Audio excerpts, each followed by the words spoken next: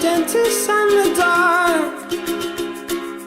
Après 10 heures de route en bus, nous sommes arrivés à l'IPEA Larède, un lycée agricole où nous avons pu séjourner. Après une première visite du voyage accompagnée d'élèves belges et une visite de l'établissement, nous nous sommes installés dans les internats. Après 2 jours de visite, nous avons enfin pu découvrir les prairies calcaires. Nous sommes Kélia, Amy, Léo et Pauline et nous allons donc vous présenter la réserve prairies calcaires de Theux. La réserve naturelle est située à Theux, au tiers du Tibet, endroit où les gens étaient pendus auparavant. Ce site naturel fait 5 hectares, acheté et défriché par Natagora et entretenu régulièrement par l'association ADN qui est Agir pour la biodiversité et la nature. Le parc naturel est constitué de plusieurs entités paysagères. Prairies de fauche, les prairies maigres, calcaires, les haies bocagères et enfin un petit bois défini en réserve intégrale. Aucune intervention n'est donc effectuée dans ce milieu. Le site est entretenu grâce aux fauches et au ratissage des bénévoles pour garder le milieu pauvre. En plus, de moutons ardennais, une race en danger car ils sont petits, pas viandeux, mais très agiles sur les pentes et rustiques. Ils permettent de travailler en finesse grâce à leurs petites dents. La réserve est divisée en unités de gestion pour les moutons. Cela est calculé avec le nombre de moutons, les jours de présence et la surface déterminée. Avant la restauration, le milieu était complètement fermé, recouvert d'aubépines et de peupliers. Il y eut de gros travaux d'arrachage pour réouvrir le site. Tous les débris végétaux ont été mis en andins de branches profitant aux serpents, lézards. De plus, les associations ont mis en place des murs de pierre sèches pour les reptiles et les lézards. Mais qu'est-ce que c'est une prairie calcaire ?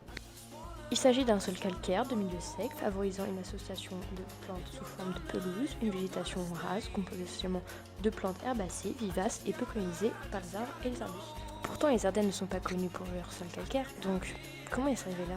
Pour cela, il faut revenir il y a très longtemps, il y a environ 380 millions d'années. Il existait seulement 2 continents et une mer tropicale recouvrait la Belgique. À cause de la tectonique des plaques, les continents se sont rapprochés à la vitesse de 2 km par 100 millions d'années.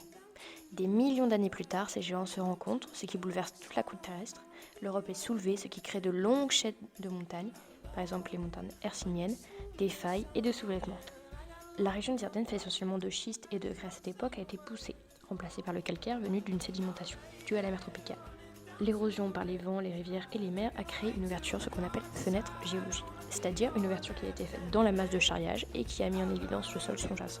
La fenêtre géologique de Theux est la plus grande de Belgique, avec environ 30 km de pourtour. La roche calcaire étant très peu poreuse mais remplie de crevasses, l'eau s'infiltre très rapidement. Un avantage mais aussi un danger pour la pollution. Les végétaux ont dû s'adapter car la réserve étant très exposée au vent et au soleil, en cas de canicule, l'assèchement est très rapide.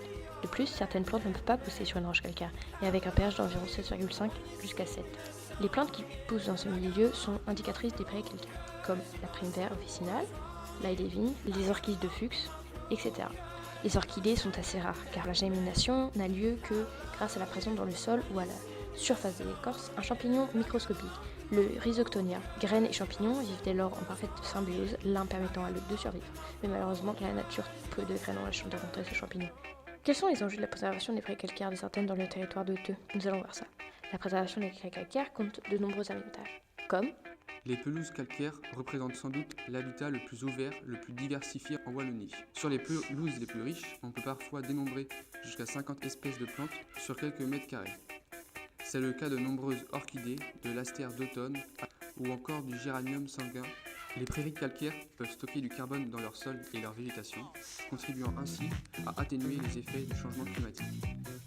Enfin, elles offrent des paysages naturels attrayants et contribuant au patrimoine culturel et paysager des régions où elles se trouvent. mais sa préservation a aussi de nombreux inconvénients. Les sols calcaires peuvent être peu profonds et sujets à l'érosion, particulièrement en cas de fortes pluies ou de mauvaise gestion agricole. Elles sont également vulnérables à l'envahissement par des espèces exotiques et aux perturbations environnementales, ce qui peut entraîner une perte de biodiversité.